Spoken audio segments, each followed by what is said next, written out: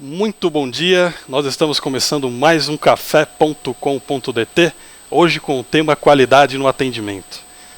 Nós temos convidados aqui que disseram que vão trazer bastante ideias diferentes para a gente discutir. Eu queria começar agradecendo a presença desses convidados. Eu sei que teve gente que veio de longe, cancelou o compromisso, obrigado de verdade. Quero agradecer a todo mundo que está acompanhando online também, muito obrigado. E todo mundo que veio aqui. A gente tem uma plateia de mais ou menos 30 pessoas que estão representando aqui grandes empresas, estão representando centrais de atendimento e vão ajudar a gente a trazer muito calor para esse debate. O formato vocês já conhecem, eu vou fazer perguntas para os palestrantes, eles vão discutir, vão debater, vão colocar seus pontos de vista.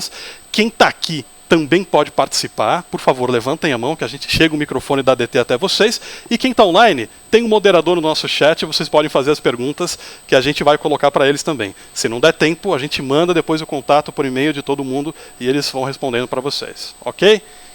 Muito bem, apresentando os nossos palestrantes de hoje, caríssimos palestrantes. Do meu lado aqui eu tenho o Sérgio, representante da Algartec. Sérgio, responsável pela área de inovação da Algartec, certo, Sérgio? Certo. Legal. Vamos lá inovando, né? Amanda. Oi, bom dia. Caríssimos, foi ótimo, hein? Tá funcionando? Tá funcionando? Tá. Ok, estão dizendo que está funcionando.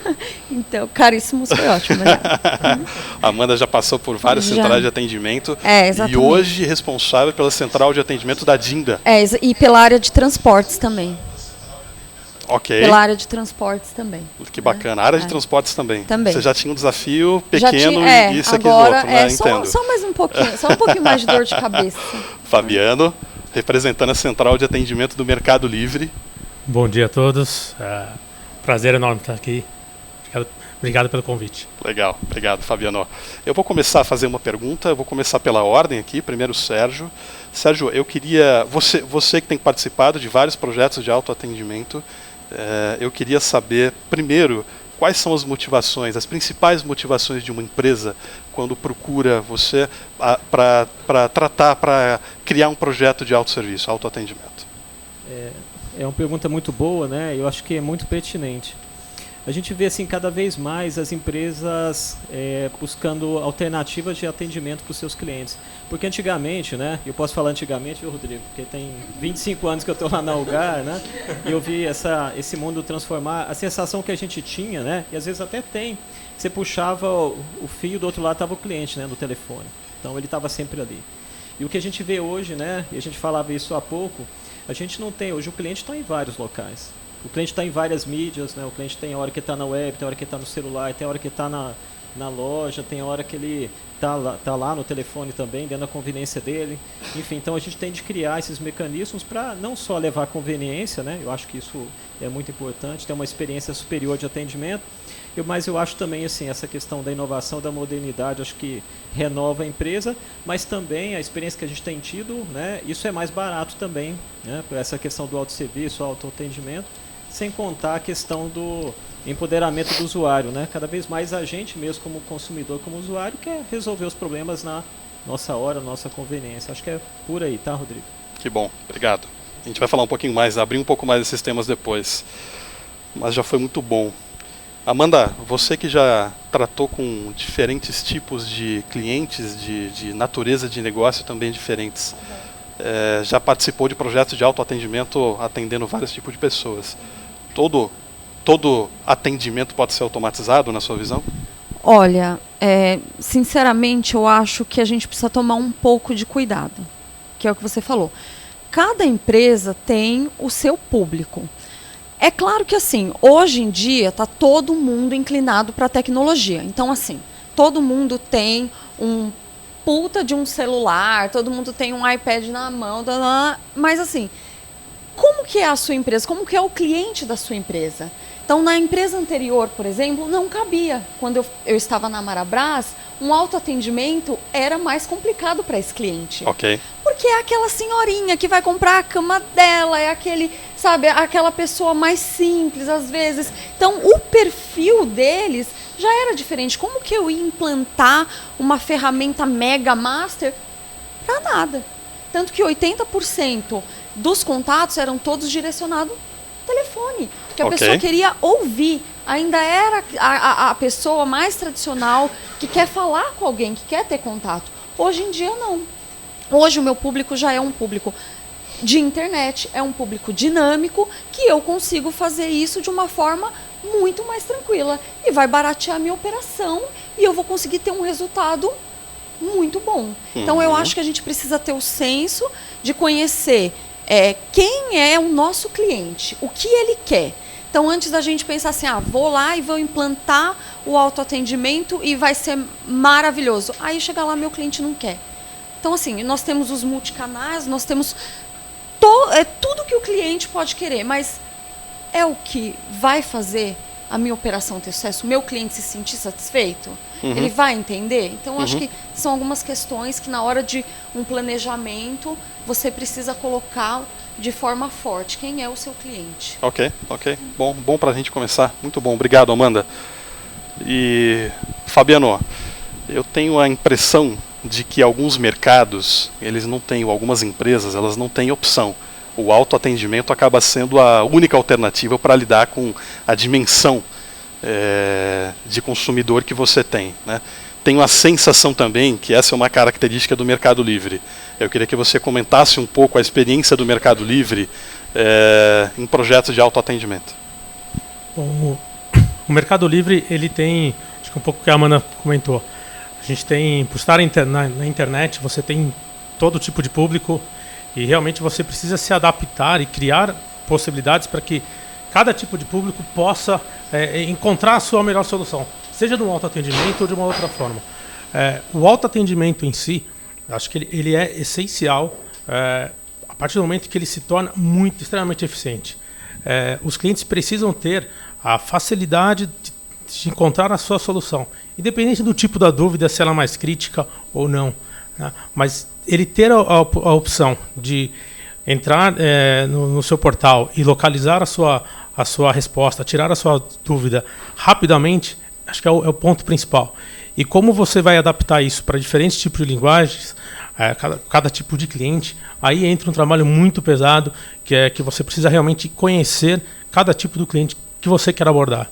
Senão você acaba padronizando o seu atendimento de uma forma que não vai efetivamente ser eficiente e trazer a qualidade que você precisa. Ok, excelente. Parece que a gente já tem um primeiro consenso aqui, né?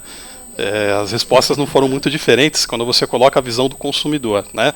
Saber quem é quem e fazer com que seja eficiente. E eu acho que para ele é bem complicado, porque como eu sei o público exato que eu mexo, então assim, são as mães, né? São as madrinhas, as tias. Ele não, ele vende muita coisa lá, então assim... Ele sabe, todo o público. Né? Todo mundo. Então, o que ele vai fazer para atender todo mundo? Cada um quer falar de um jeito. Hoje no Mercado Livre a gente divide um pouco o atendimento. A gente tem uma segmentação mais exclusiva para vendedores, que aí a linguagem, tratativas, as soluções e problemas são completamente diferentes, porque a gente tem dois tipos de vendedores. Os vendedores, que somos nós, usuários, que queremos vender algum produto está encostado em casa, e simplesmente os vendedores profissionais que vivem do Mercado Livre. Então, você adaptar esses dois mundos é uma dificuldade e um desafio muito grande para o Mercado Livre. E sem contar o grande público principal, que são os compradores. Então, a gente acaba dividindo as nossas atenções e a nossa segmentação de como a gente vai diferenciar esse tipo de cliente. Mas, claro, com foco principal. A gente brinca muito no Mercado Livre que a gente tem como objetivo principal de tornar cada vez mais os nossos clientes fã do Mercado Livre. Para você tornar um cliente fã, você precisa fazer muitas coisas diferentes. Você precisa inovar, você precisa trabalhar diferente do que você faz hoje. Você fez ontem muito bem, talvez não vai resolver amanhã. Ok, perfeito. Agora, eu queria puxar um gancho. A gente aqui na Direct Talk, a gente tem o sentimento de que o mercado está vivendo um boom em iniciativas para autoatendimento. Talvez impulsionado por uma série de coisas, inclusive a crise que a gente está vivendo, a busca das empresas para ter mais produtividade, para fazer mais com menos, está causando uma revolução muito positiva nesse mercado, né? Então a gente está vendo muitas empresas, muitos fornecedores surgindo e projetos que estão alcançando níveis de satisfação de cliente, inclusive surpreendentes. Então, a gente começa a ter uma resposta do público de que o autoatendimento não é uma forma ruim de ser atendido, muito pelo contrário. O sentimento que a gente tem comprovado por estatísticas de quem está usando e por estatística de mercado em relação à preferência do consumidor, está mostrando que ele está muito mais aberto. Isso aqui é a minha visão. Eu queria ouvir de vocês, que vocês estão fazendo na prática, se vocês concordam ou não concordam com essa afirmação, de que o consumidor está mais aberto para autoatendimento do que sempre esteve. Eu queria colocar um ponto aqui. Eu acredito sim, né? Então a pergunta claramente é sim. Eu acho que cada vez mais os usuários querem, né, dentro daquilo que eu comentei, dentro da sua conveniência, resolver seus problemas. Esse é um ponto que eu acho muito importante. Na outra vertente, quando você fala das empresas, né, a Algar atende clientes aí classe mundial, também clientes que também enfrentam grandes desafios de competição, né, e que realmente a dimensão custo, né, como foi colocado aqui, ela é fundamental. Então a gente vive um momento onde tem de fazer mais com menos, tem que escalar, enfim, isso aí acho que ninguém que está aqui nessa sala ou fora dela não tem ouvido falar disso, né? Isso é uma realidade real. Né? A gente tem que maximizar, né?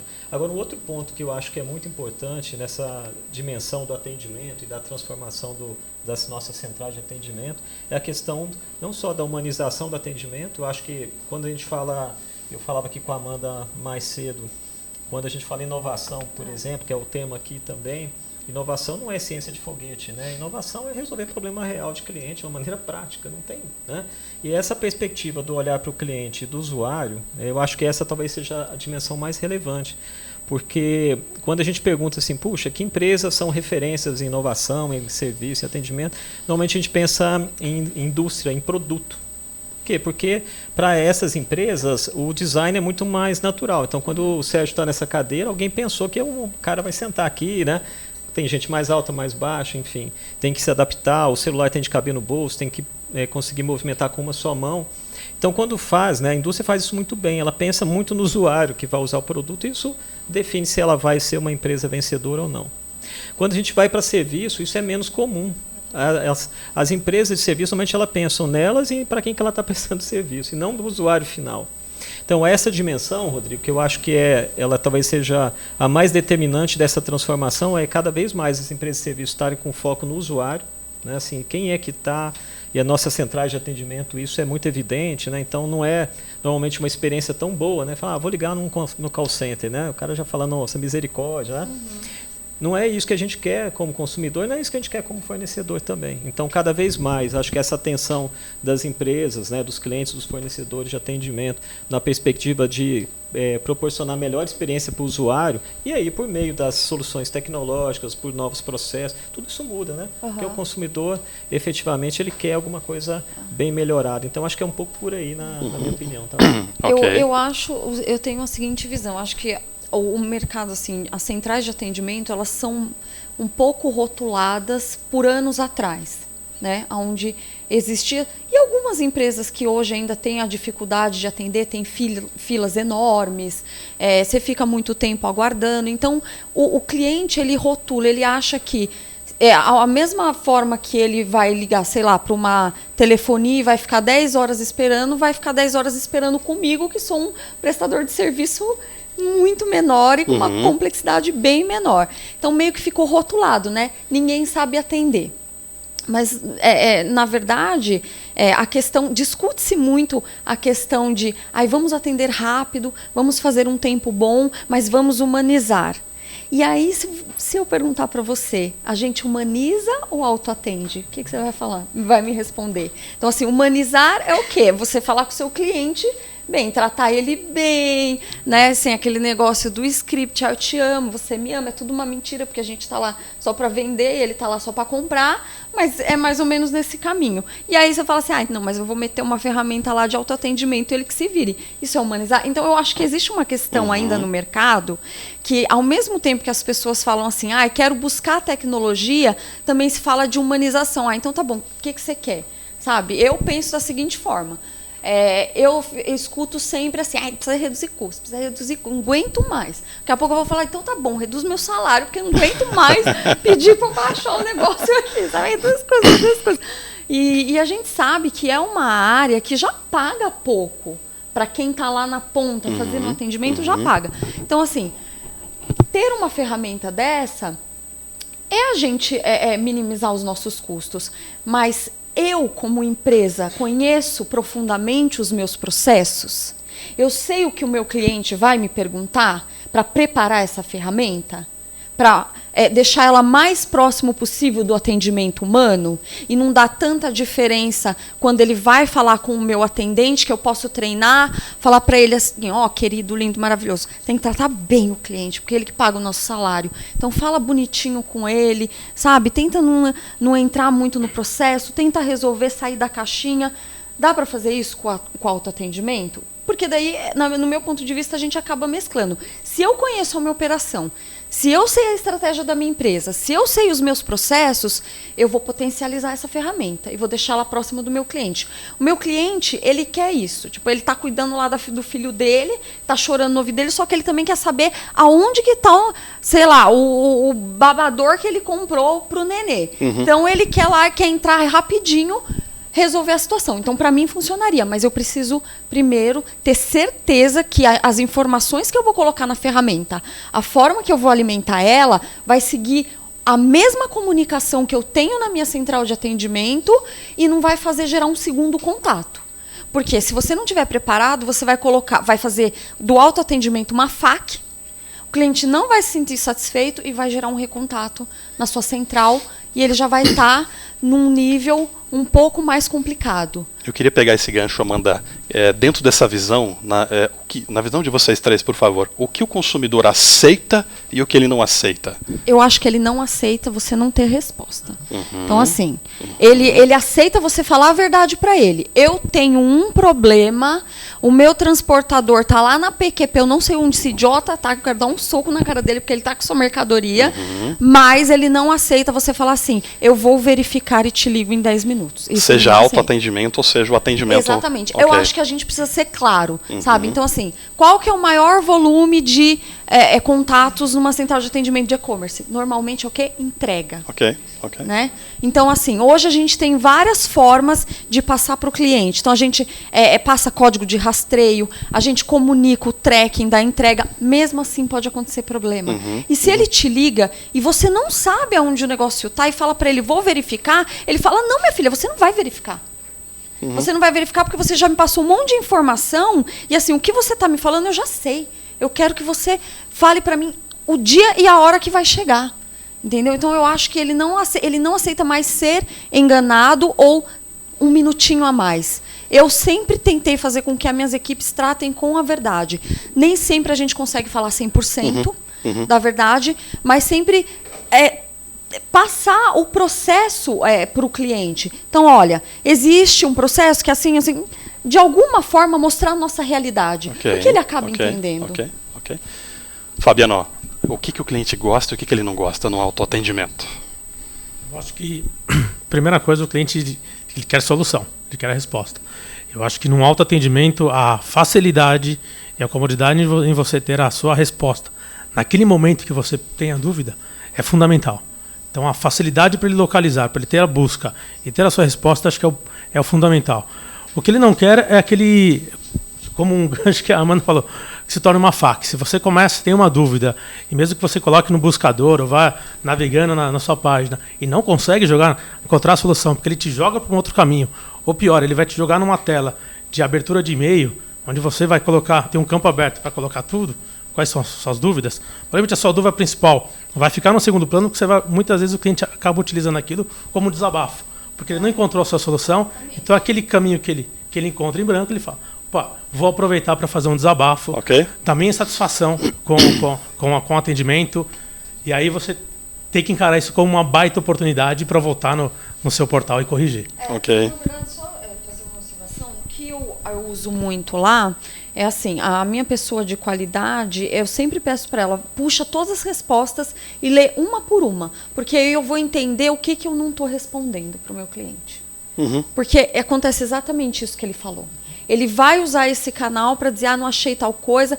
E mais, eu consigo utilizar esse canal para entender o que o meu cliente está buscando. Porque, às vezes, ele não encontrou na busca, ele vai lá e coloca lá para ver se encontrou. Então, por exemplo, uma coisa que a gente está tentando potencializar é enxovais, porque o cliente buscava muito nesse local. Ai, cadê tal coisa de enxoval? Achando que ia vir uma resposta. E isso indicou que a gente precisa melhorar a nossa parte de enxoval. Então, você analisar o que o seu cliente está escrevendo lá faz com que você melhore as suas respostas e talvez encontre outros caminhos para o seu negócio. Eu queria complementar, né? Eu acho que eu concordo muito com os colegas aqui colocaram, né?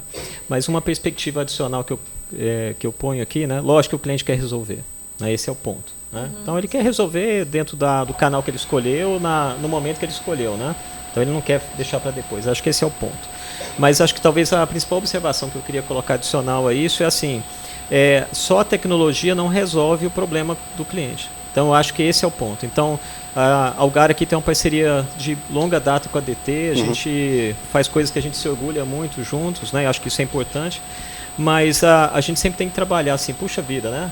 Como que essa ferramenta, esse autosserviço, esse autoatendimento resolve o problema e alguém tem que cuidar disso. A gente falava disso há pouco aqui também. Não você vai deixar lá, então a gente tem operações com autosserviço com bastante êxito para os clientes nossos, mas tem gente cuidando disso aí. E aí tem parâmetros operacionais, tem gente verificando, não é uma questão, quando eu falei de humanizar, tem que cuidar como a central de atendimento, como qualquer operação. Tem nível de serviço, tem qualidade, tem satisfação, enfim, tem uma série de indicadores, né? Não é uma coisa, quando eu falo de ser humanizado, tem realmente de ter modelo, então quando a gente fala de transpor esses novos canais, tem que resolver a questão tecnológica, a gente resolve isso aqui muito bem, mas tem que ter um modelo operacional que às vezes tem de evoluir, tem muito, e tem que ter alguém cuidando, e normalmente um modelo de negócio novo, né? Porque se você recebia de um jeito, vai ter que ser de outro, né? Então acho que essa perspectiva tem que ser muito, não é só a questão tecnológica de disponibilizar o canal. E por fim, né, eu acho que é outra questão importante, quando a Amanda fala que tipo de problema que eu quero resolver, por exemplo, eu trato a previdência privada da minha mulher com a minha gerente que vai lá na minha casa me atender. Você é chique. Não, mas é assim, porque ela vai lá, ela conhece a Adriana. Deve ser uma boa previdência, Amanda. Deve ser uma boa previdência. Amanda, você sabe por que ela vai lá em casa? Não. Aí ela chega lá e fala assim, né? Ela chega assim, Sérgio, mas Adriano, uma pessoa tão boa igual essa, 23 anos de casado, você acha que não está pouco a previdência? Eu falo, Vanessa, onde que eu assino logo esse negócio antes que piora, né? Mas ela tem uma questão porque ela sabe da Adriana, o que ela faz, a idade dela, quais são os sonhos que a Adriana tem, porque é um outro tipo de relacionamento. E quando a Adriana não pode ir lá na agência discutir isso, ela vai lá em casa. Porque esse é o tipo de atendimento que talvez tem que ter um pouco mais de complexidade, um pouco mais de conhecimento e domínio. Agora, desse mesmo banco que eu trabalho lá, né, eu vou lá e resolvo no meu celular, eu vou num ATM como qualquer pessoa lá, faço um pagamento, um boleto. Então, assim, esse negócio depende muito do tipo de problema que a gente vai resolver. Então, olha, é mais ou menos igual um remédio, não tem o mesmo remédio, não resolve todos os problemas, todas as dores, né? Então, a observação que eu queria complementar aos colegas a gente tem que escolher realmente quais são as dores dos clientes que a gente quer resolver e aí tratar com profundidade e não pode descuidar do modelo operacional quando eu coloco humanizar, porque isso não a tecnologia sozinha não resolve, ela é importante, é habilitadora, mas a gente não continua com a responsabilidade de resolver a questão operacional, isso não vai mudar na nossa vida, né? Fabiano, quer falar? Sim, a gente, por mais que você tente prever todo tipo de problemas, vão surgir vários novos que você nem conseguiu imaginar e colocar no seu portal. E mesmo dentro do portal você tem processos onde você consegue ter a resposta de imediato, que é o autosserviço, né? A gente chama de self-service no Mercado Livre, e a gente faz a medição de cada processo. A gente tem uma pesquisa de NPS, então a gente monitora tanto no pós-atendimento, na solução final, mas a gente também avalia toda a interação, para a gente realmente saber quais são as oportunidades em cada NPS que é respondida no self-service. Existe um campo, se é uma pesquisa detratora, o cliente coloca o comentário exatamente qual foi o ponto que não está claro e não satisfez a solução para ele. Fabiano, eu quero fazer uma pergunta em cima disso, cara, desculpa te interromper. Você consegue separar a pesquisa, esse nível de satisfação, de quem passou pelo autoatendimento e de quem passou pelo atendimento humano? Hoje você faz a gestão segmentada. Sim, hoje atendimento a gente faz humano e autoatendimento. Exato. E dá uma visão, se você não puder abrir o número, a gente vai entender, mas dá uma visão. Quem é mais satisfeito? quem é mais satisfeito? Hoje, o atendimento pessoal humanizado, quando chega para o representante, ele tem uma satisfação maior. Maior, muito maior? Sim, não muito maior, é maior. Não chega a ser o dobro, mas você tem uma diferença de 10, 15 pontos percentuais em alguns processos. Então, assim, existe um trabalho muito, muito forte, acho que como o Sérgio comentou, você precisa envolver todas as áreas, aí não é só a área de atendimento, você envolve as áreas de negócio, todas as áreas de apoio para que realmente consigam construir umas soluções. Você precisa, às vezes, trazer ferramentas, trazer inovação, criar situações para que o cliente tenha, de fato, a sua solução. E aquilo que, de fato, ele não consegue resolver, tem que chegar para o humano e tem que ser feito da melhor maneira possível. Eu entendo, a gente entende muito forte no Mercado Livre que o cliente tem que ter a opção de escolher. Ele pode ter a opção fácil e a solução fácil no portal, mas se ele quiser entrar em contato com a central, seja por chat ou por e-mail, para solucionar aquela dúvida, ele também tem que ter essa opção, ele tem que ter essa escolha. Você não consegue, claro, estar 24 horas humanizado, porque aí envolve custos, né? Mas você tem que criar alternativas para que o cliente consiga ter a sua solução em contato com a empresa.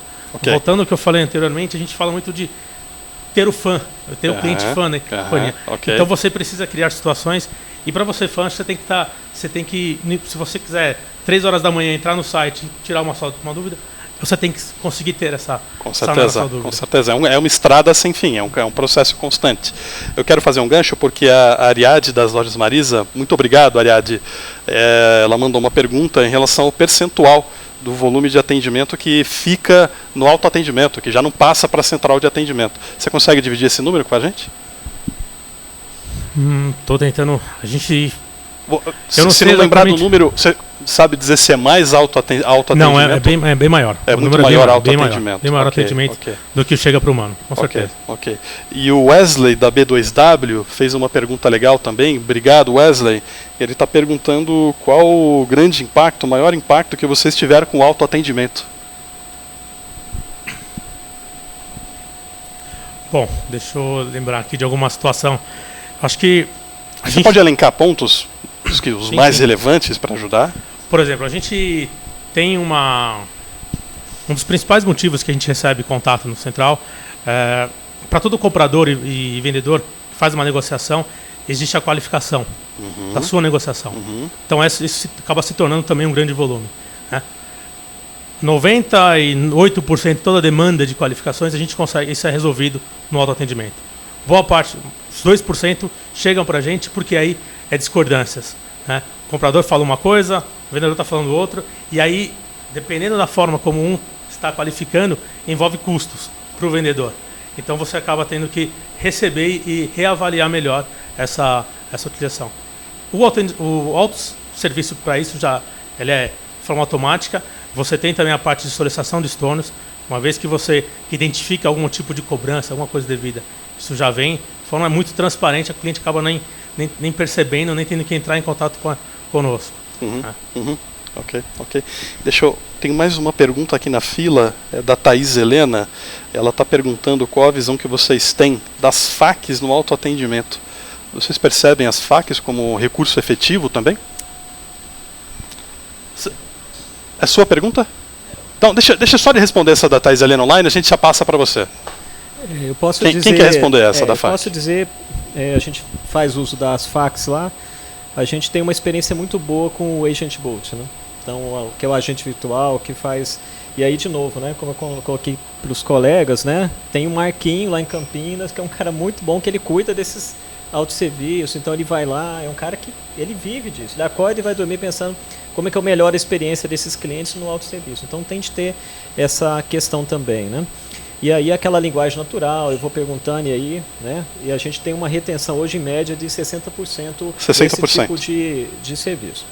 Agora, quando a gente introduziu a FAQ, né, que foi recente aqui, isso melhorou mais ou menos, na média, 7 pontos adicionais também. Então, assim, acho que a experiência melhorou também para o cliente. Então, você já tinha o autoatendimento na figura do agente virtual e quando colocou a FAQ ainda aumentou mais 7 pontos. Mais ou menos 7 pontos na média. Né? Parece um casamento interessante. Vamos lá.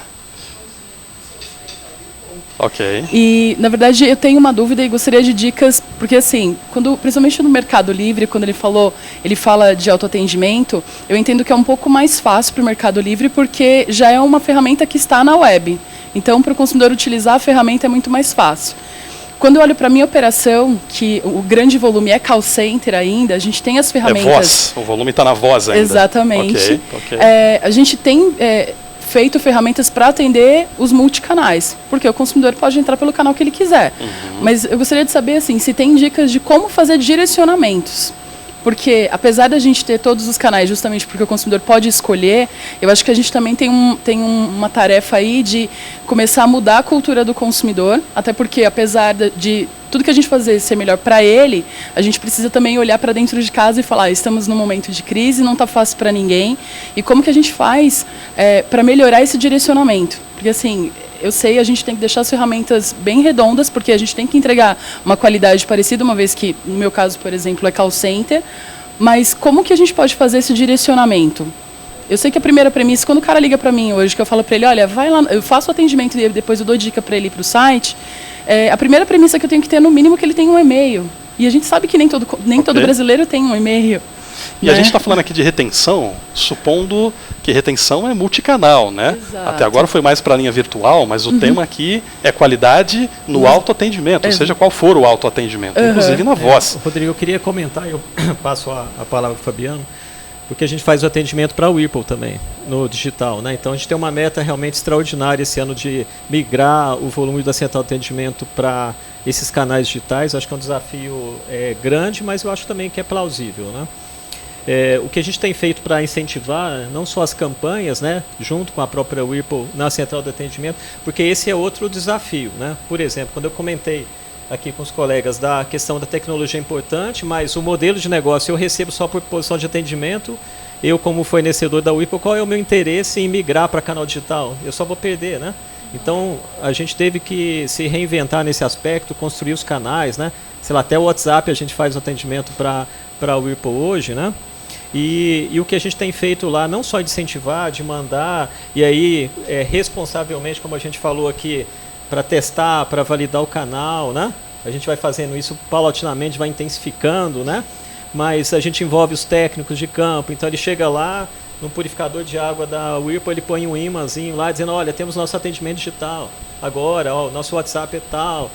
Por exemplo, eu tenho na própria central de atendimento, já aconteceu isso, eu comentava com alguém aqui, foi uma experiência muito interessante, estava atendendo voz, falava, vocês têm atendimento digital também? A pessoa foi lá, desligou e conectou na hora. Porque, puxa vida, né? Talvez é o canal preferencial dela. Então isso vai paulatinamente tomando conhecimento, ao mesmo tempo que eu costumo falar, a inovação tem muito de educar e engajar, né? Não só para dentro da empresa, como falou, os processos, os negócios, as tecnologias, mas o cliente, o usuário também a gente tem de educar e engajar, né? Então eu acho que tem o tempo do usuário, né, de entender, de se acostumar. Tem a necessidade das empresas de estruturarem, porque não é um canal que só que você coloca lá e ninguém atende, ninguém resolve, né? E aí aquela premissa inicial de nós três aqui que tem que resolver, a gente mata, mas eu acho que assim, se tiver essa parceria com quem atende, ajudando a indicar, né, os novos canais, né, e se isso for bom para as duas empresas, eu acho que isso ajuda, né? Só um comentário com relação, eu acho que vocês têm um grande desafio, porque você é indústria e o seu produto está na loja. E aí quando o seu cliente pega o manual, que ele precisa de algum suporte, o que o manual está indicando? Está indicando um 0800, está indicando mais forte o seu site, qual é o canal que ele está indicando? Porque já existe uma cultura de quando você precisa de um suporte de qualquer empresa que é indústria, você liga. Não é? Assim, o brasileiro não tem a cultura de olhar a indústria como uma área de atendimento que tem vários canais. E até por conta, tá lá na loja, ele chega na loja e fala assim, eu tive um problema com a geladeira XPTO. Liga lá. O vendedor indica o telefone. Então, assim, você tem um desafio gigante a longo prazo. Então, assim, no decorrer dos anos, com muito trabalho, com as estratégias que ele falou, eu acredito que possa chegar. Mas não vai ser do dia para a noite que talvez vocês diminuam o call center de vocês, porque são várias pontas muitas vezes empurrando para o que você já tem hoje, não favorecendo o que você precisa, né? Então é um trabalho gigante que vocês têm que fazer para conseguir falar para o cliente, que é um cliente de classe, sei lá, deve ser A, B, C, você tem um cliente de todas as classes. Então, você educar aquele cara que já está acostumado é fácil, mas o seu maior público deve ir na loja e o vendedor, sei lá, do ponto frio, liga lá.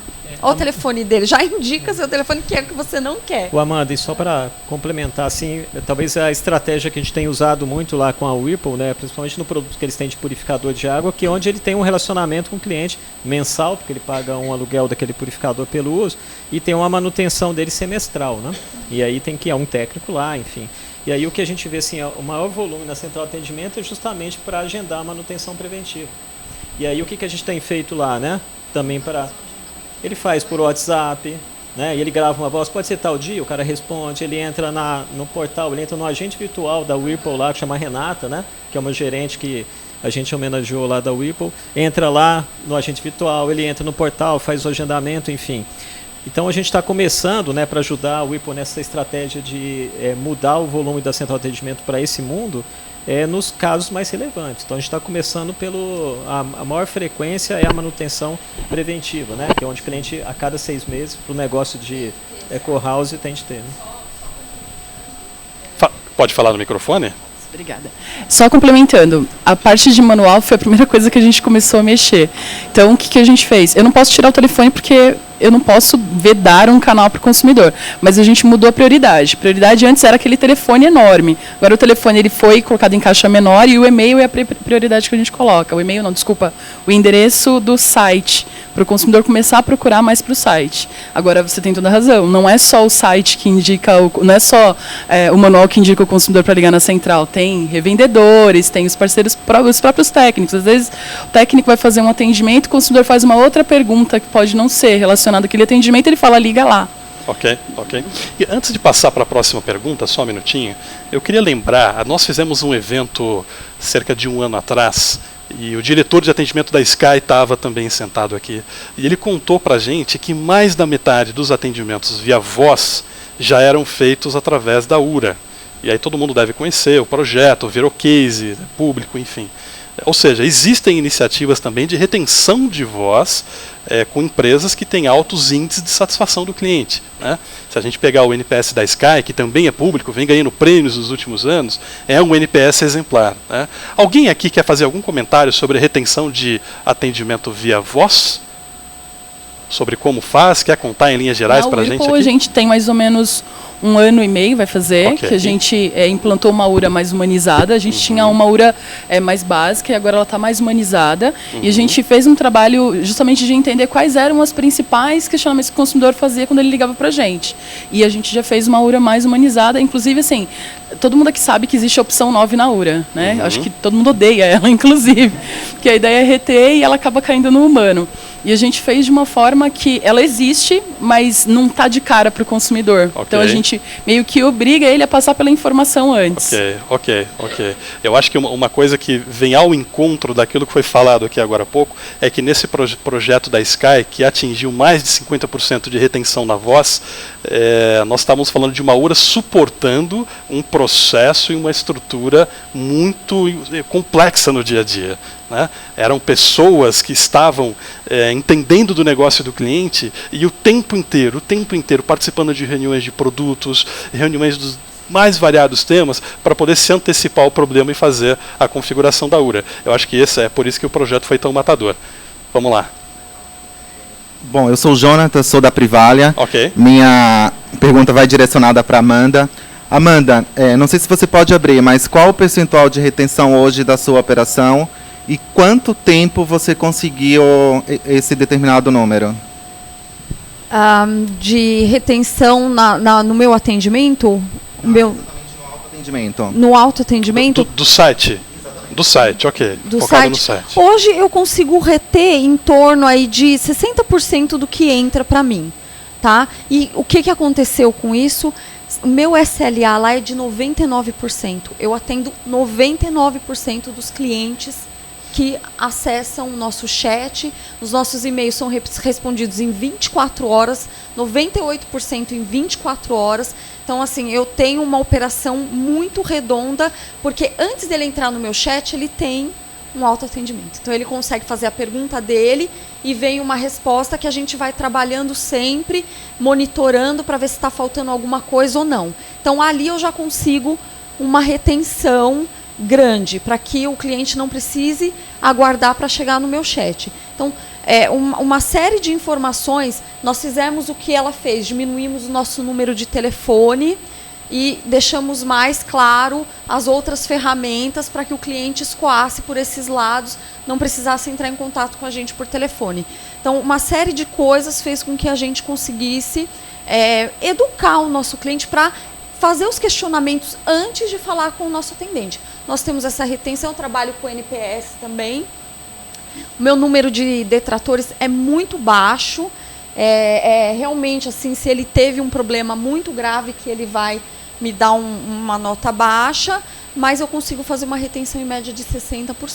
Se você tiver uma ferramenta bem desenhada, né, é que assim, o público o nosso negócio, ele está no mesmo, eles são iguais. Né? A minha diferenciação é que eu estou focada no público infantil e você, moda em geral.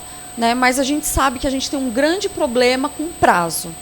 Então, o nosso cliente, porque ele já tem aquela ansiedade, e muitas vezes o brasileiro não tem a cultura de comprar dessa forma, ele acha que nós estamos enganando ele, né? Porque ele fala assim, não, você está falando que tem um desconto e está me prometendo entregar em 30 dias, mas é mentira, você não tem desconto nenhum. Existe sim o desconto, nós sabemos, gente, existe de verdade, quando vocês entram nesses sites de clube de compras, é real o desconto. Tá? E só que a gente tem um processo muito complicado.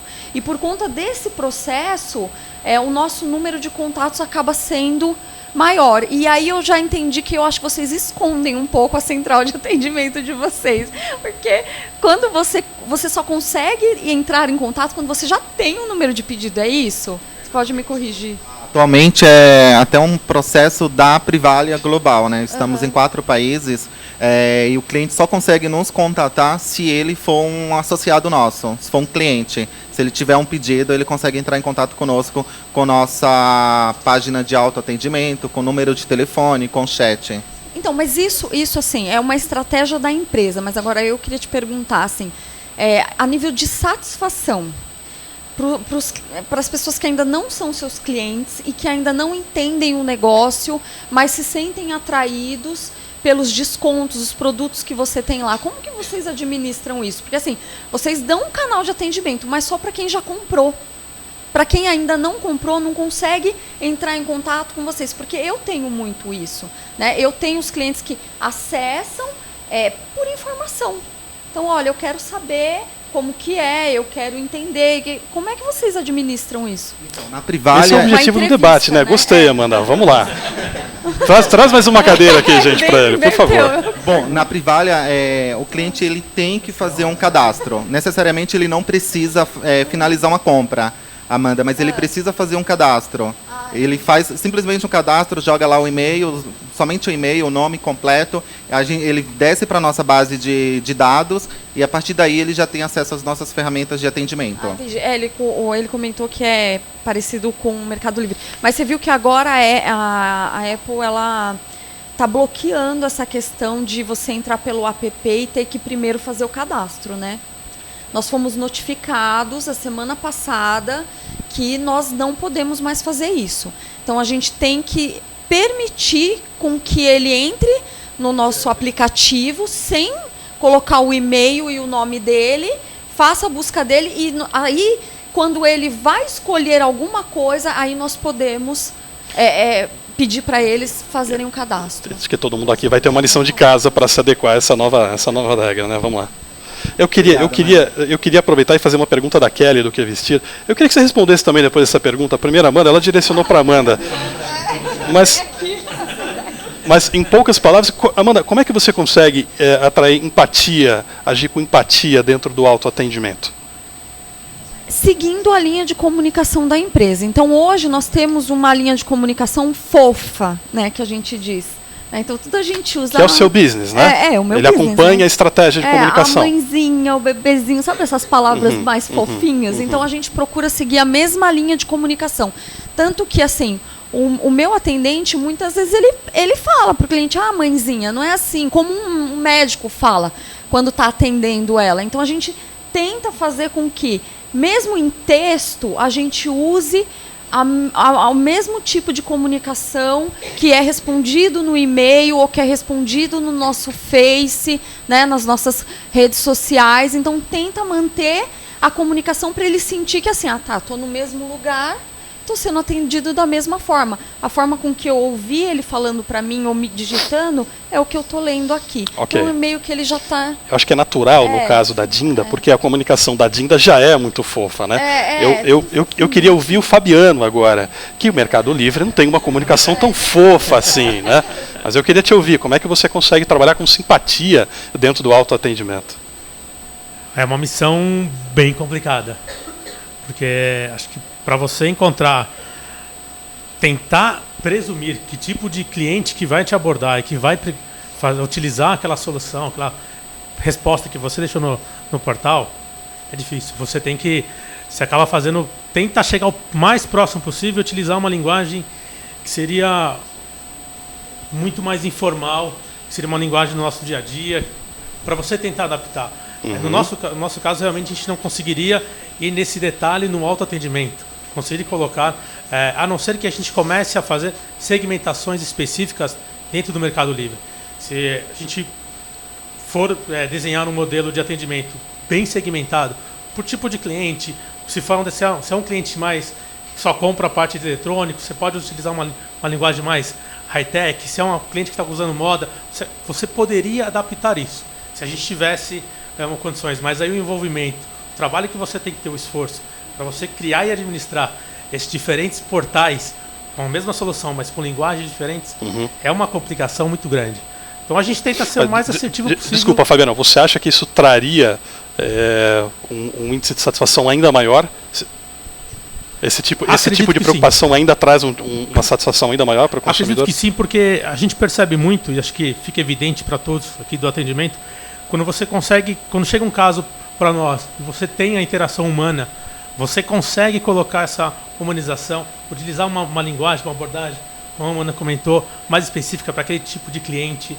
Então a gente vê vários cases onde você consegue adaptar ao questionamento do cliente com uma palavra, com frases diferenciadas, para que você consiga direcionar isso para o cliente. Quando chega no humano, eu acho que isso aí está 100% na nossa mão e depende muito da atitude da nossa ação, de como que a gente direciona a nossa equipe para tratar o cliente.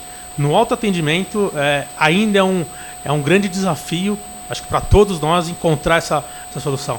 Você pode utilizar N tecnologias, né, que pode identificar um pouco a voz, a sensação, tirar a sensação, quando o cliente fala uma frase, você tentar adaptar de uma forma robótica. Ele falou essa frase, essa palavra, deu uma entonação um pouco maior, eu acho que ele estava um pouco irritado, então eu vou nesse caminho. Não, ele falou uma palavra, foi suave. Então, assim, como que você vai adaptar isso? Aí tem que usar a tecnologia, tem que usar a inovação, mas, de novo, é um trabalho muito extenso, que eu acho que vai render bastante aí, bastante desafio para o nosso amigo aqui. Eu acho que o autoatendimento é bom também, né, na questão de pessoas, que assim, ele nunca vai colocar no multi e falar, puta que pariu, que cliente chato, meu. Aí chamar o supervisor e falar, vai se ferrar, eu não vou mais atender, não. Vem aqui resolver, né? O autoatendimento resolve para isso, né? Ele tá lá e pode fazer várias perguntas chatas que ele tá lá. Também para isso, né, Amanda? Também para isso, é verdade. Eu queria colocar um tema aqui que é em relação ao uso do avatar ou não, porque a gente está falando aqui de receptividade do consumidor em relação ao autoatendimento. E a gente já teve aqui algumas discussões, algumas vezes, falando de usar ou não um avatar, usar ou não um personagem na URA, criar uma identidade na voz, é mais formal, é mais informal. E eu queria saber se alguém que está nos assistindo, ou se alguém que está aqui, tem algum case que usa avatar, que criou um personagem, seja visual ou seja na voz, e atingiu algum resultado interessante. Essa é uma pergunta que ainda, pelo menos aqui no Brasil, eu não vi resposta, não há um consenso em relação a isso. Fala no microfone, por favor. Sky, e aí a Suzy, né, que é a Suzy é famosa. Ela é famosa. ela é do atendimento da voz ainda, né?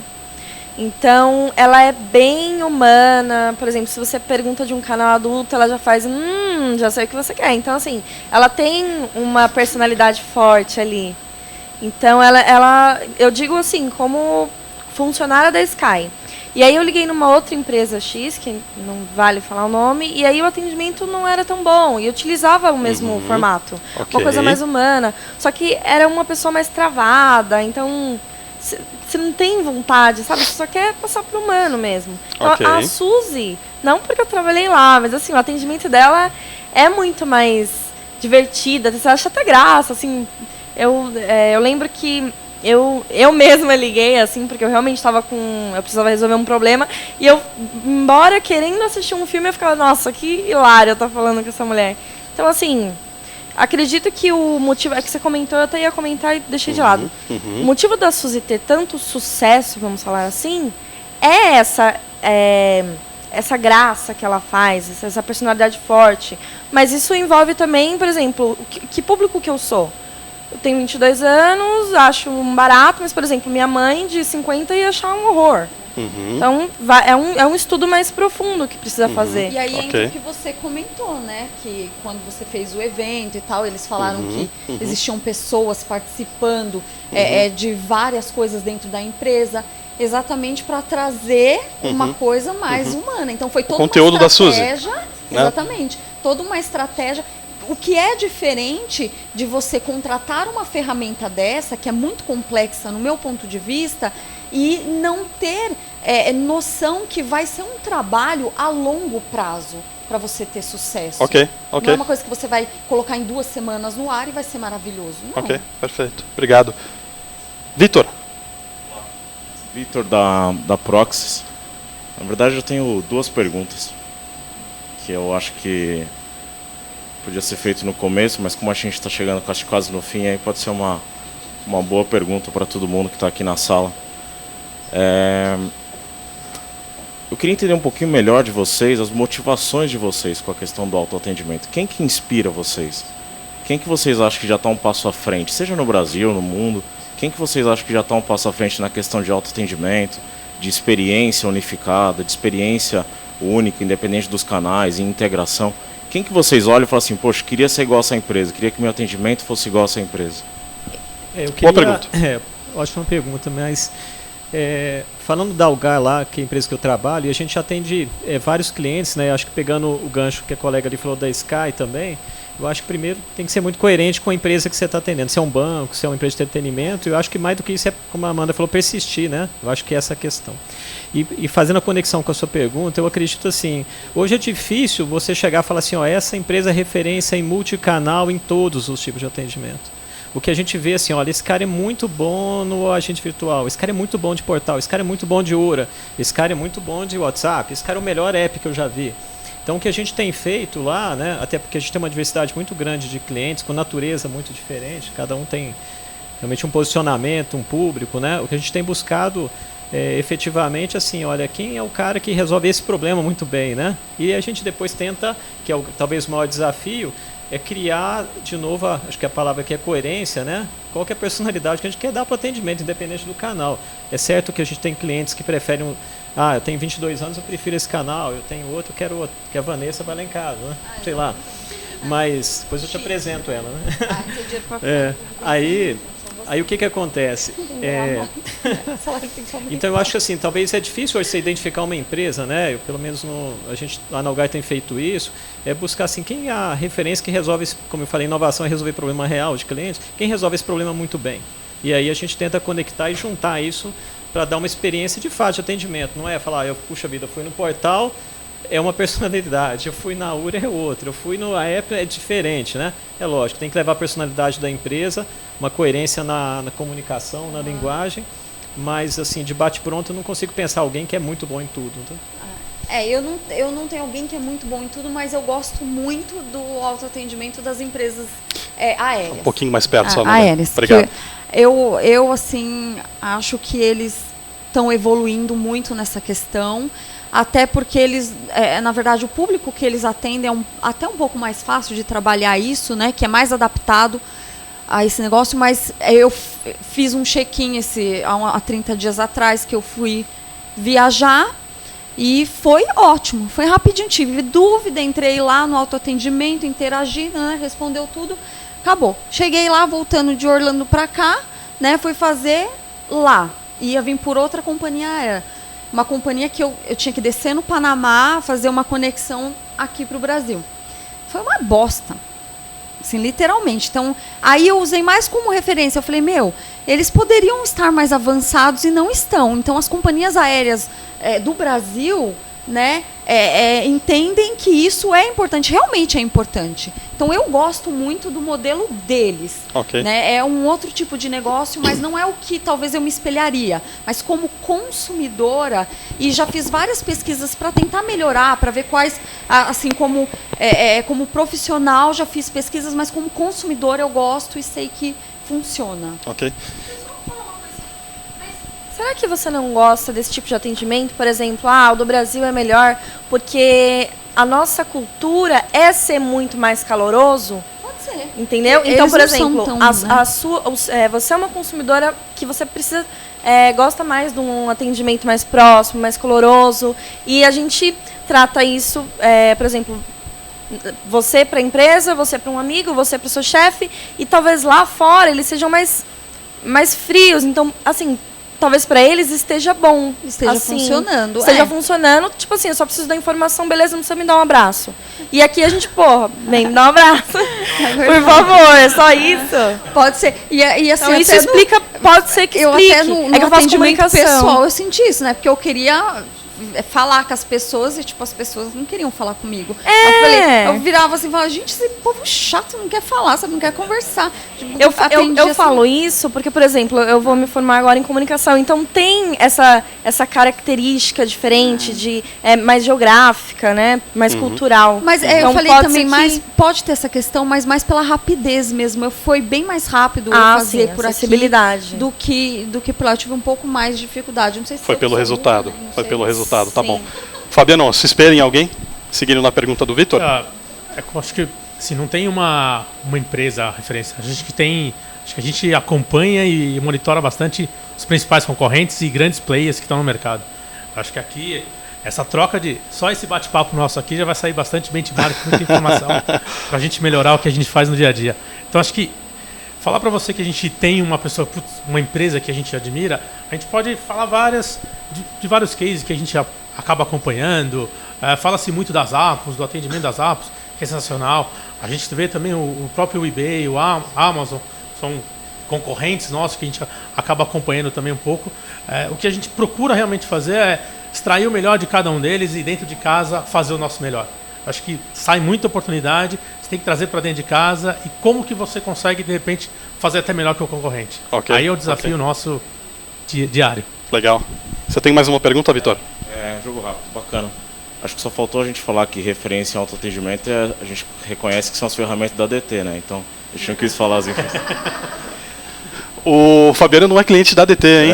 O processo aqui não, mas eu tô falando isso só para conseguir o desconto depois, na verdade. Não, na verdade, eu acho que a gente, quando fala de autoatendimento, e a gente não tocou num ponto importante aqui também, que é a questão das comunidades. E eu não sei como que vocês veem isso no papel das empresas, e aí a gente como prestador de serviço, ou vocês como donos aí dos canais de serviços. Como que vocês entendem o papel das empresas? Vocês acham que eles têm que fomentar comunidades como Microsoft, como Apple, tem muito conhecidas, de autoatendimento, né? Que os próprios usuários organicamente um ajuda o outro, enfim. Vocês acham que é alguma coisa que vocês incentivam, pensam, acham que a empresa deve fazer parte, ou deve ser isenta, deve gerenciar a comunidade, deve ter algum tipo de influência? Porque, de fato, acaba virando um outro canal de autoatendimento também. E eu acho que esse é um ponto que a gente não falou aqui ainda. Eu acho que assim, acho que você não pode fechar os olhos e o ouvido para as comunidades, mas acho que o cuidado que você tem que ter internamente. O cliente, assim, não importa a ferramenta aqui, assim, no Mercado Livre a gente não utiliza nenhuma ferramenta terceira, todas as ferramentas são próprias. A gente olha assim muito para o mercado, de utilizar. Não quer dizer que a gente está totalmente fechado para isso, mas a gente entende que o cliente ele é ativo fundamental da nossa companhia. Então, independente da ferramenta que eu vou utilizar, se vai ser própria, se vai ser terceira, qual vai ser a melhor ferramenta, a gente tem que estar muito dentro de casa, muito seguro que a gente está buscando o melhor. Se o melhor para o cliente é trazer um parceiro forte que vai agregar, vamos para o parceiro. Não é? Vamos buscar alternativas. A gente não pode ficar refém de só faço em casa, ou então faço tudo terceiro porque é melhor. Eu estou olhando o custo, a gente tem que olhar todo o ambiente. A gente falou muito de custo, atendimento é custo, mas uma coisa que eu acredito muito que assim, em qualquer situação de crise para as empresas, você só vai sair dela se o seu cliente for seu fã e ele voltar a fazer negócio com você. Se você perder o cliente, você vai continuar na crise, porque a crise vai passar em algum momento. Se você não tem os clientes, você vai se afundar. Então, como que você consegue reter esses clientes independente da crise? E aí você tem que utilizar, assim, todo o universo que você tem de ferramentas, pessoas, para fazer isso da melhor maneira possível. Então, assim, eu não consigo falar para você, tem uma receita de bolo fechada. Não. Eu acho que a gente tem que estar aberto e olhar para todos os lados e estar muito antenado para resolver a solução. Rapidamente, na Dinda funciona, para a gente funciona a questão dessas comunidades. Eles se ajudam. Então, assim, tem vários blogs, por exemplo, de mães. Né? E assim, blogs que participam 10 mil mães. E aí uma pergunta para a outra, você já comprou nesse site? Funciona mesmo? Como que é? Então, e a gente monitora. E aí a gente percebeu que é uma coisa muito positiva para o nosso negócio.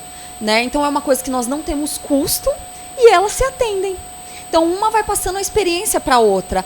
É assim mesmo, vai demorar um tempo, não sei o quê. Se você ligar lá, eles vão te passar tal informação. Então a gente vê uma série de questões que uma vai trocando com a outra e que para a gente é maravilhoso. Sabe, eu quero dar um beijo em quem criou isso, porque evita de chegar lá na minha central. Então, para a gente funciona.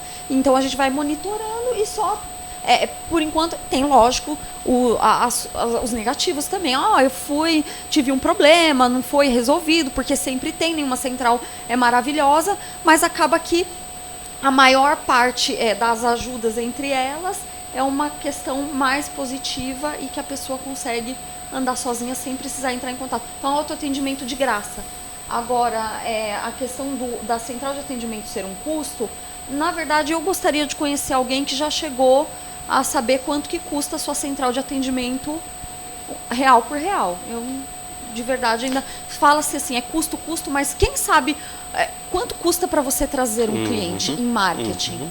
Quanto custa para você reter um cliente dentro da sua central? Eu acho que isso pode ser tema de um outro encontro. A gente teria bastante assunto em relação a isso. Rodrigo, eu queria só também responde, depois tem uma pergunta só para você aqui, Sérgio. Só colocar uma outra perspectiva sobre esse ponto, que é assim, aí vou fazer o comercial também, aqui a gente usa uma ferramenta também do grupo aqui, que é a SCUP, que monitora o que está se falando de determinada marca na internet.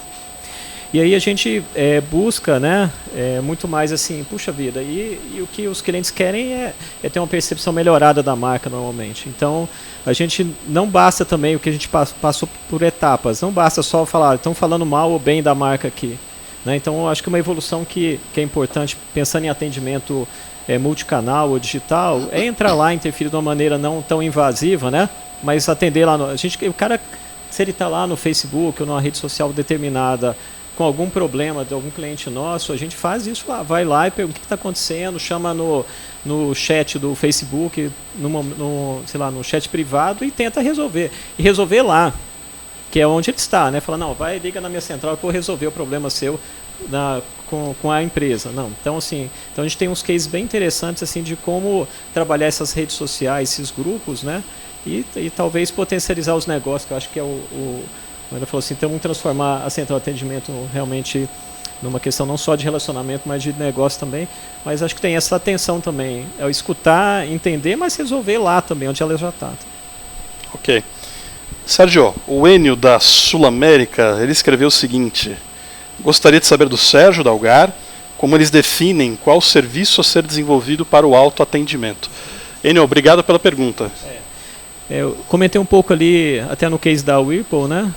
O que a gente faz é começar realmente pelos mais relevantes, que é o que faz mais sentido para os clientes. Então a gente levanta dentro da central de atendimento, a gente tem essas informações lá, o que é muito frequente, né? E a gente percebe aquilo que tem mais resolução rápida, né? O FCR lá. O que resolve rápido? Isso, se é frequente e resolve rápido, é passível de automatizar ou levar para autoatendimento. E uma coisa que a gente também tem se utilizado muito, eu acho que foi um insight bastante legal, né? É que a gente busca, com esse serviço de autoatendimento, mudar substancialmente a vida do usuário, né? Por quê? Porque o usuário não pode ir lá fazer um treinamento de 3 semanas para resolver um problema como os atendentes nossos fazem. O que a gente tem feito também, que foi um insight bem bacana, né? A gente está levando para dentro da central de atendimento as mesmas interfaces que os clientes usam. Uhum. Enfim, em vez dele entrar no SAP da empresa lá, o nosso atendente, nós estamos construindo essas interfaces de autosserviço para ele, com os pontos mais importantes. Então isso tem reduzido também o TMA, que é o tempo médio de atendimento, resolvido mais rápido. Então a gente também está, assim, isso é recente, né? Nós temos até uma iniciativa dessa com a própria Whirlpool, né? Substituindo o front-end do SAP deles por uma interface que é a mesma que o usuário usaria, né? Puxa vida, simplifica muito a vida do nosso atendente, resolve mais rápido. Enfim, né? Então, mas comece pelo que é muito frequente e normalmente tem resolução rápida, né? Isso bom, que bom. É o caminho. A gente fala que às vezes a gente tenta identificar o Pareto da história, qual o maior volume de atendimento que a gente consegue primeiro atacar para depois atacar os pontos menores, né? Tem uma outra pergunta, eu vou pedir ajuda da plateia aqui para tentar responder, que é da Suziene, do Hospital Cardiopulmonar da Bahia. Que é, na opinião de vocês, o autoatendimento pode ser utilizado na área da saúde? Alguém aqui tem experiência com autoatendimento na área da saúde?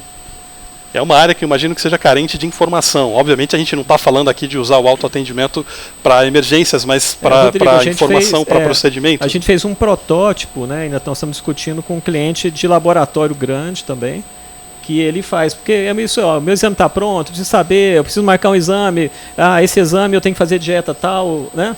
Então é muito volume central de atendimento desse laboratório, que é bem grande, é nacional também, e a gente preparou todo o sistema de autosserviço, onde ele entra lá e fala, eu quero marcar esse exame. Então esse exame tem a unidade X, né? E você tem que ir com essa dieta, assim, assado. Eu quero saber se está pronto, quando que eu pego, tudo isso é realmente passivo de ser automatizado, né? Então essa é uma experiência que a gente fez lá que foi assim bem interessante também. Então, ou seja, Suziene, ainda seria um processo inovador, né? Parece que temos alguém aqui que tem uma experiência própria de uso do meu convênio. Você consegue agendar e reagendar os atendimentos pela página do convênio. Você não precisa necessariamente ligar na central, que antes para ligar você ficava lá meia hora, dependendo do volume, para conseguir fazer qualquer agendamento. E aí você, consumidora. Como consumidora. Gostou? Muito, muito mais fácil. Ótimo. Então, Suziene, a experiência foi muito legal e ainda seria um projeto inovador, porque tem pouca gente fazendo, né? Esse é um ponto que é muito legal. Temos mais uma pergunta? Meu nome o pessoal é já está reclamando do reloginho ali, tá? Se vocês puderem... Meu nome é Marcos, eu sou da Claro. Eu queria perguntar para vocês o que vocês consideram, apesar do tema autoatendimento, o tempo de resposta para o questionamento do cliente. E a Amanda falou, né, que ela reduz 60%, ela trata 60% de... Vai depender do seu processo. Porque esse tipo de coisa é assim, quão complexo é o seu proceso. Então, como que as coisas são tratadas dentro da sua empresa? Como que as áreas respondem? Porque o saque, ele basicamente, ele não resolve nada. Ele recebe informação, passa a informação e é o termômetro da empresa. Então, assim, tem que alinhar, por exemplo, o SLA com a outra área. Então, eu tenho um problema de Reclame Aqui. Então, bonitão, você vai me responder em 4 horas. Agora, não respondeu dentro do sistema onde... exatamente, onde você abriu um protocolo e parametrizou que são 4 horas, quando chega isso para ele, ele tem que te responder e vai apitar na telinha lá do seu back-office que ele ainda não respondeu, tem que levantar ou pegar no telefone e ir lá, você vai me responder ou não vai? Então, eu meio que trato assim, sabe? Então, eu faço a minha operação, tá bom, vamos trabalhar dentro, tem os processos, desenhamos os SLAs, sempre olhamos para maior retenção, mas se o negócio não está acontecendo, que eu acredito que muita gente aqui tenha esse problema da resposta das áreas, quando precisa resolver uma demanda, levanta e vai lá. Então você vai conseguir um tempo melhor de atendimento, mas vai depender do seu processo. Então cada coisa é uma coisa. Quando eu tenho um problema com entrega, que eu tenho que falar com o meu transportador, eu tenho que dar no mínimo 24 horas para responder para o meu cliente. Porque dependendo se eu olho lá no status e assim, por exemplo, o correio tem um problema grande, né? Fica lá no vácuo, você não sabe se deu um extravio, se entregou, se não entregou, eles têm um delay muito grande nessa atualização. Então, eu sei que vai ser complexo eu entrar em contato com eles, tentar uma solução e tudo mais. Então, ou eu pego, minimizo o meu problema e falo assim, olha, não sei o que está acontecendo, vou te estornar, vou cancelar o seu pedido, ou vou pegar no meu estoque e te mandar outro e depois eu resolvo com ele, para ter um atendimento rápido, ou eu peço um tempo para ele. Então, você tem que estudar o seu processo, achar essa aproximação com as áreas, determinar, porque assim, isso você pode. Você pode, entender no processo, determinar qual é o SLA mais real que eles podem te responder. E deixar bem claro para o seu cliente em quanto tempo você vai passar para ele. Mas o meu processo é mais simples, então eu consigo tirar as coisas rápido da frente. Na empresa anterior, que eu trabalhava na Marabras, já era um processo mais complexo. Então, já não tinha uma retenção tão grande a princípio. Hoje eu tenho um first call de 82%. Eu resolvo tudo no primeiro contato. Essa margem é alta, mas não é toda empresa que consegue isso. Ok, obrigado. Vai lá. Acho que processo, sim. Acho que é um fator-chave para você definir. E você tem que escolher alguns processos que você sabe que você não pode perder tempo. Vou te dar um exemplo no Mercado Livre, um processo de identificação de pagamento. Se um cliente tem um problema com uma identificação de pagamento, a compra não foi concretizada. Eu não posso dar um prazo de 24 horas para solucionar. Ele já desistiu da compra. Então isso tem que ser uma resposta automática, tem que ser muito rápido. Então, quais são os processos que você vai escolher que você consegue botar um SLA menor? E aí sim, tem que envolver as outras áreas, se você depende de alguma outra área para ter a solução, para que construa um SLA o menor possível. E aí a gente deixa de trabalhar o SLA, o tempo de resposta, que muitas vezes é muito mais uma meta interna da empresa, e a gente coloca para o cliente 24, 48 horas, do que a gente dar uma solução efetivamente para o cliente. Porque você pode dar uma resposta padrão, uma primeira solução em 2 horas, ou em instantâneo com resposta automática, mas a solução, enfim, ela pode demorar 10 dias. O cliente vai ficar satisfeito em aguardar 10 dias. Acho que tudo quando você tem que setar a expectativa, e o trabalho em casa, dentro de casa, é qual processo eu consigo dar um SLA diferente. O Fábio, só complementando, o que a gente percebe no mercado é que os canais digitais, o nível de ansiedade é muito maior. Então, assim, tem que ter processos que suportam isso aí, porque, assim, nós atendemos telco lá também, assim, sabe, normalmente são 4 ou 5 empresas dentro de uma só, né? O cara tem TV, mas tem telefonia móvel, mas tem fixo, mas tem internet. Então, como é que isso se cruza dentro da empresa, como a Amanda falou, é muito complexo, né? Mas o que a gente percebe de fato é que quando você vai para um canal digital, são 2 questões muito importantes, né? Uma que o registro fica lá, na mão do cliente, então os processos têm que ser extremamente bem feitos, né? Porque a evidência está lá, não tem que ligar pedindo uma gravação. Então isso fica lá, né? E o segundo, né, o impacto disso nas redes sociais é muito grande. Então ele está lá, ele entrou naquele canal e ele tem uma expectativa brutal de resolver ali rápido, né? Então, quando vai para esse canal, se prepare bem, né? Acho que o Fabiano colocou bem, porque a experiência ali é implacável a cobrança em relação à rapidez, né? Eu queria que vocês comentassem um pouquinho, antes da gente fazer a próxima pergunta, em relação ao impacto do autoatendimento nas vendas, tanto no que tange aumento de conversão, diminuição de carrinho abandonado, informações sobre o produto, apoio na venda mesmo. De que forma que uma estratégia de autoatendimento pode fazer vocês venderem mais? Eu acho que, no nosso caso, o Mercado Livre é fundamental. A gente, acho que quem já utiliza o Mercado Livre sabe que é um dos únicos sites que não tem o carrinho, o famoso carrinho de compras. Né? Então a gente não utiliza essa estratégia. E o nosso desafio, sim, é identificar em que momento, e a gente já vem fazendo isso monitorando, em que momento o cliente de fato está desistindo, para que a gente possa entrar com uma ação agora proativa e reverter alguma situação. Você consegue monitorar em que tela o cliente está parando, se ele está na última tela antes do clique de você tal compra. Por que não você não pode intervir com, de repente, um agente virtual ou até um agente humano já, um chat, algum pop-up que você consiga fazer com que o cliente tire a sua dúvida, para que ele possa finalizar. Então acho que tem, no nosso caso, um trabalho muito pesado e eu não conseguiria te falar e mostrar para vocês a dimensão disso, mas com certeza é um volume muito grande de vendas que a gente poderia crescer com essa monitoria. Ok. No mercado em geral, né, os e-commerces têm um problema muito grande com a desistência, né?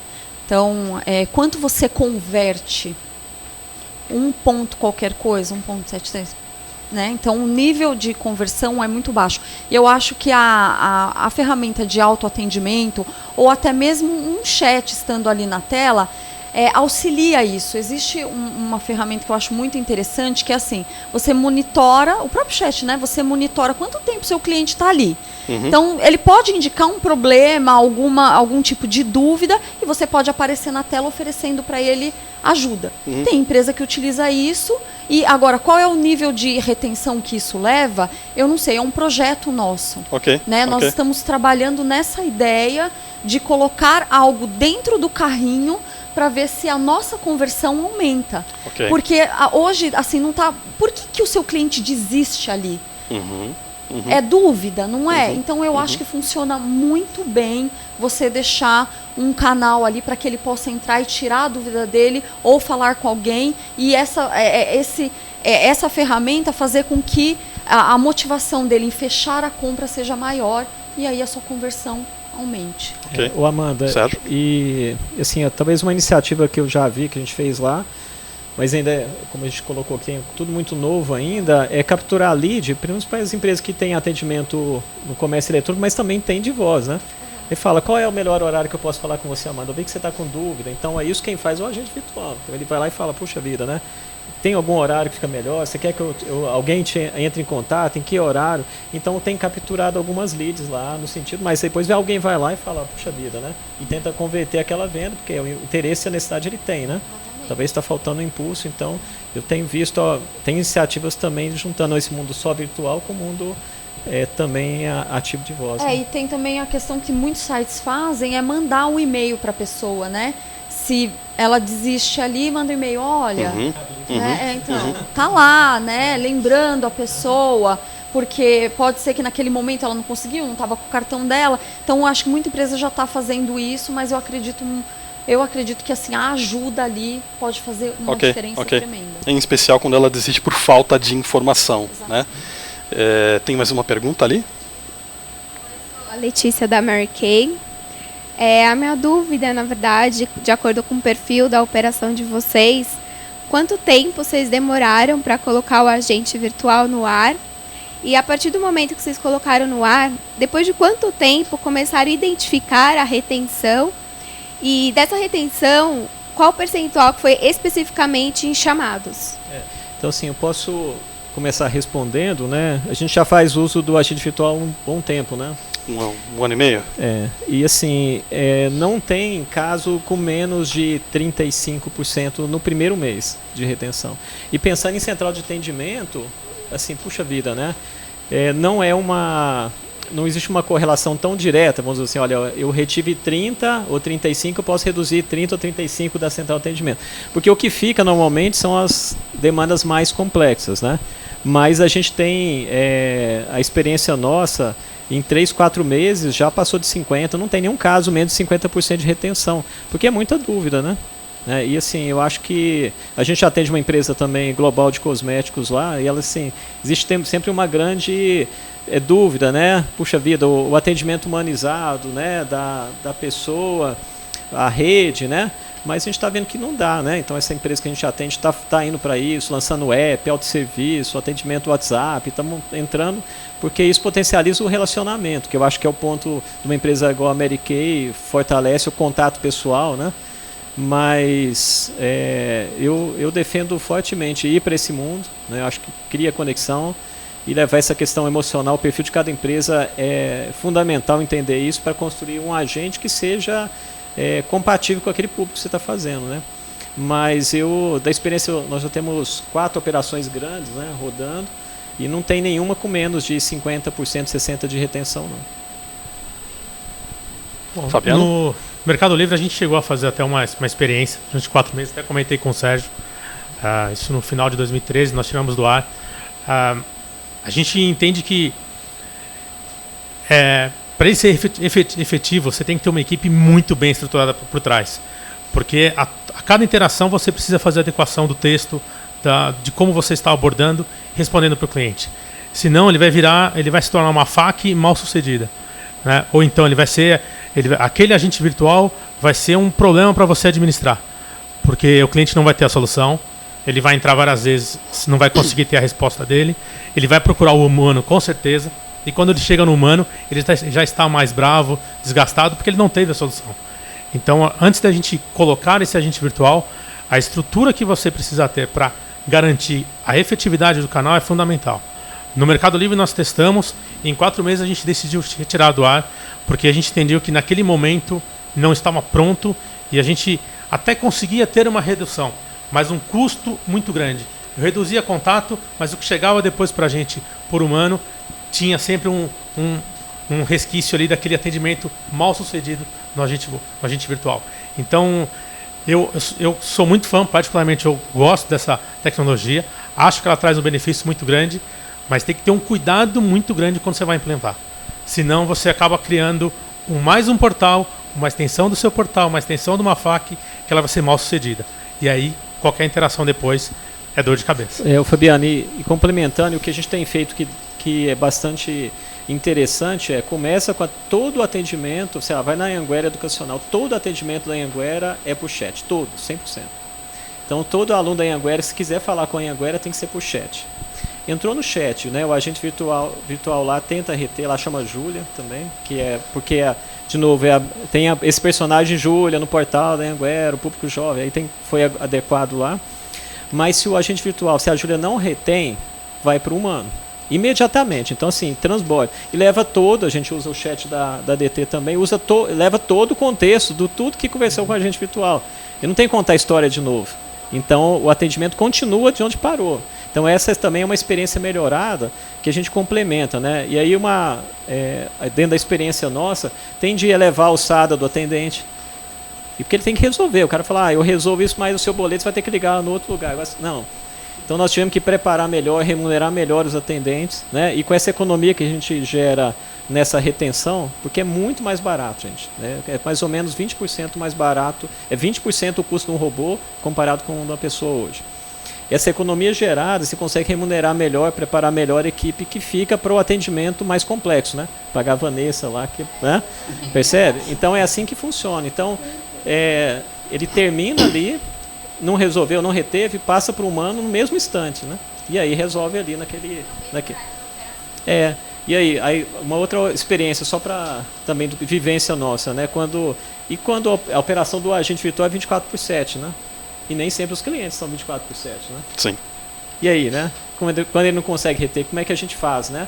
Aí a gente programa lá e fala, olha, vai ser um prazer resolver isso tal horário. Então entra em contato em determinado horário que aí um outro colega vai resolver, né? Quando ele não retém fora do horário, mas aí o atendimento é 24/7, né? Sempre, né? Pessoal, pode ficar para depois, Daiane. Depois o Sérgio vai estar aberto aqui também, todo mundo, a gente vai tomar um café junto. Nós estamos online há 90 minutos já, praticamente. Tem um monte de pergunta pendente, pergunta aqui na plateia, pergunta online também.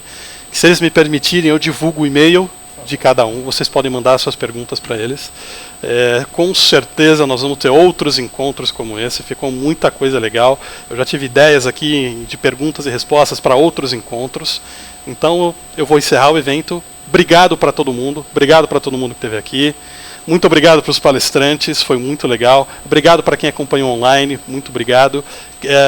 Curtam o site da Direct Talk, que vocês sempre vão ser convidados para os nossos eventos. É isso, gente. Ficamos por aqui. Obrigado.